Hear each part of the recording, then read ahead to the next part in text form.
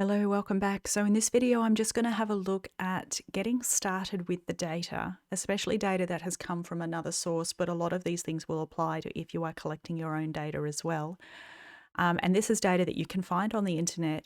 I can't seem to find my original link, although I think I have found where the link was. It's just not opening at the moment. So I have got saved the information about the file. And this is really important that you have some information about your data, especially if you didn't collect it. If you did collect it, you should be writing this as you go, so that you have the details about what's going on. I wonder if I can make that a little bit bigger. It seems quite small.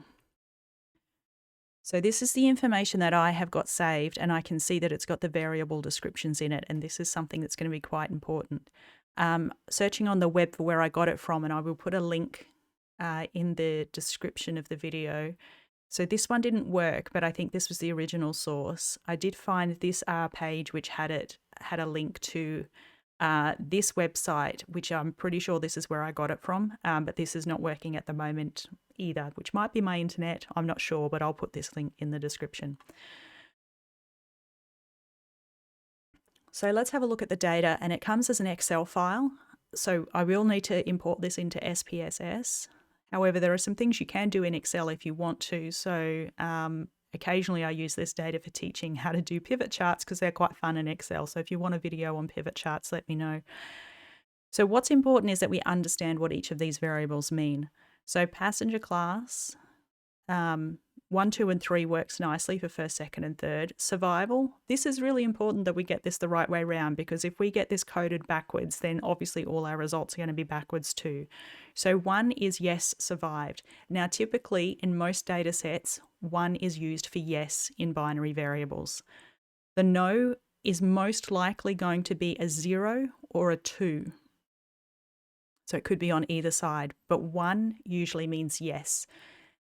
I always recommend that you double check that with the code book or whatever information you get with your data, because it is possible that someone has done a backwards code for some reason. So it's really important that you work out exactly which one is yes. We have the name of each passenger, which I'm probably not going to use because obviously from a statistical point of view, I don't know that this has any interest to us.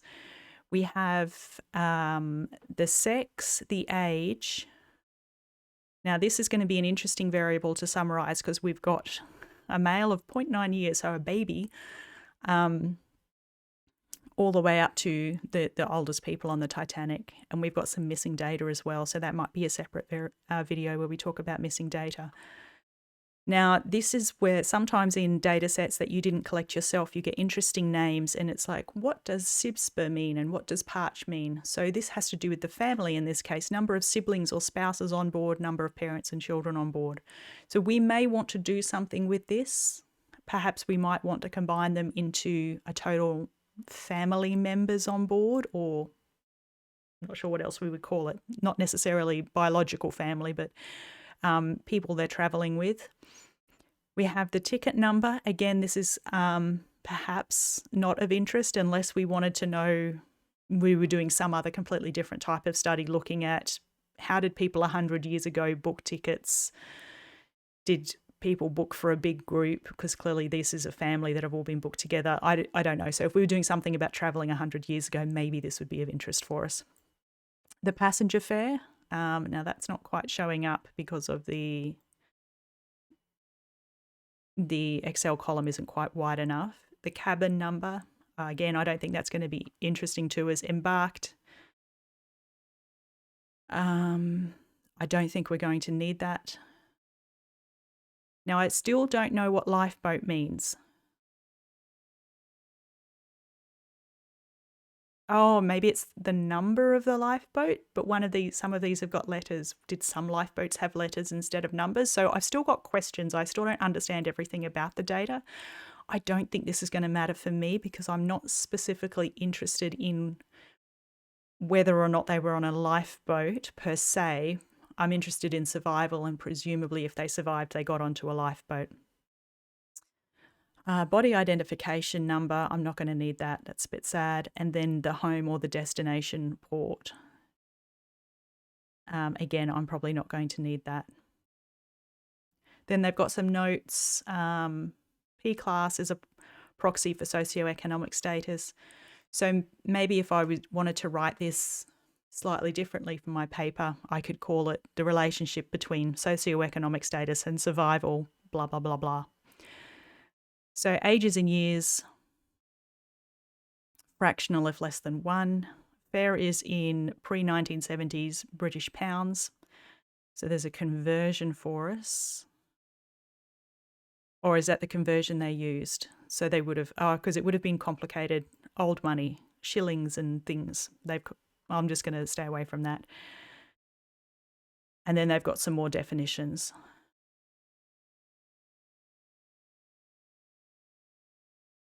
Okay, so there's some more stuff in there that you can read through if you would like to. So we have our data in Excel, and something that I'll point out why we are in Excel is a couple of things that I would check before you do anything else with your data. It tends to be easiest to import your data into SPSS if you just have a single header row. So this top row with stuff in it is called the header row. And it's easier if you just have one. So occasionally when people are collecting their own data, or you've downloaded it from a survey tool, it's not uncommon that you have lots of header rows because there might be something in here that says, something about the source of the data.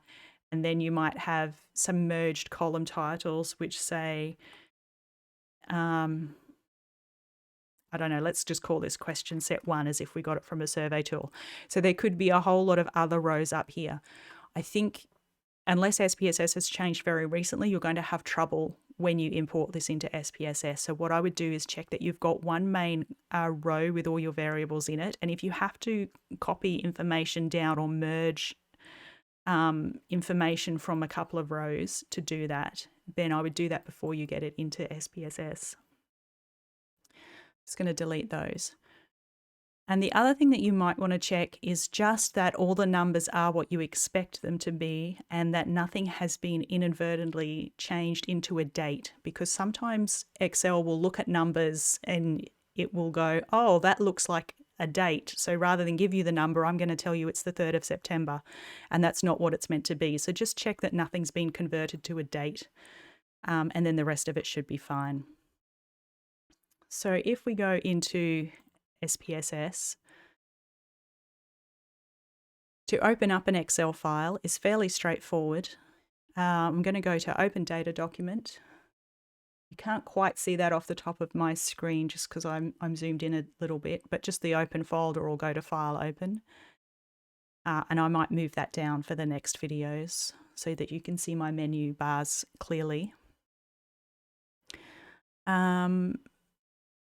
By default, it will show you SPSS files, and you can see that I have already imported this into SPSS previously because I've got it sitting there. If I'm looking for an Excel file, it can open them, but you have to tell it to look for an Excel file. So if I now switch to files of type Excel, it is there and SPSS can open it. It's just, it's not going to show it to you unless you specifically say that's what you're looking for. So I'll click on this. It's probably going to tell me it's open. Sometimes it has a problem with that, sometimes it doesn't. So let me just quickly close that down. Sure, save it. I must have opened it in a different version of Excel previously. Let's go back into here, look for Excel. Now you may have noticed that in that Excel workbook, I actually had a couple of tabs, and you can open a worksheet from a workbook that has many tabs in it, and SPSS will only look at the very first one. So if you have several bits of data that you want to open into different SPSS files, you need to move that tab to the very left-hand side of Excel, and then that's what SPSS will see. I don't usually change anything here. It's possible you could want to modify some things. I usually just have a quick look to see if it's interpreting things approximately correctly, and this all looks fine, but we'll fix this up in the next video. I'm just going to say OK. And it has imported my data, and And then in the next video, we'll go through and we will just check that we understand what all these parts of SPSS mean.